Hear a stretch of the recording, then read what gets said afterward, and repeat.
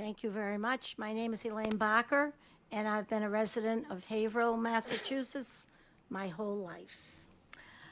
My presentation is just a little different from what the others have spoken.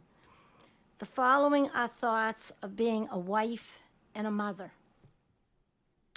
I have read many stories about Hannah Dustin and many pros and cons about what happened on the March 15th, 1697 massacre.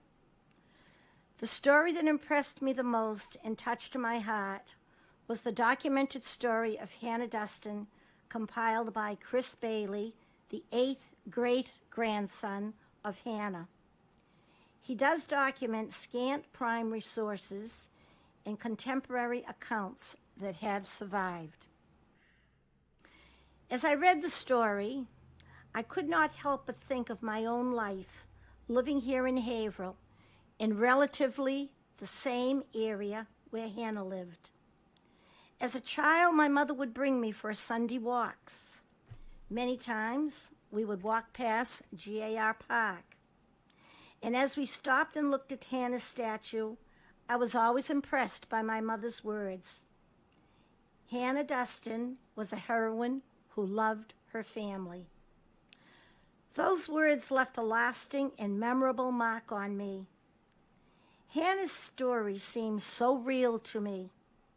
Both of us, born in Haverhill, growing up in Haverhill, marrying, having children, your first home.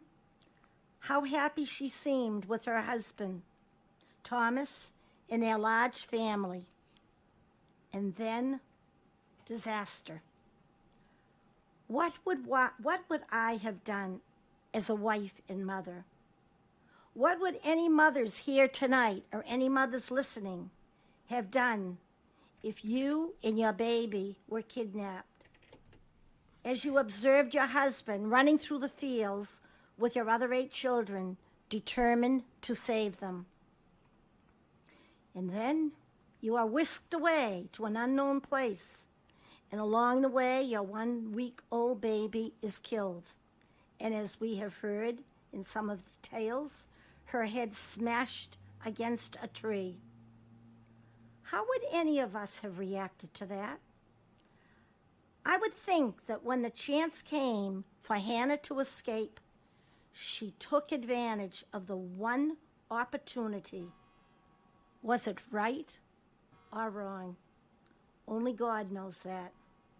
She knew she had to get back home to her husband and other children.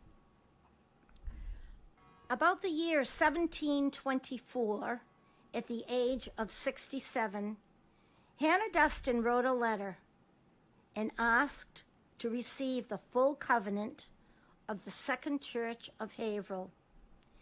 It was found in 1929 and does make mention of her captivity. A short portion of that letter follows.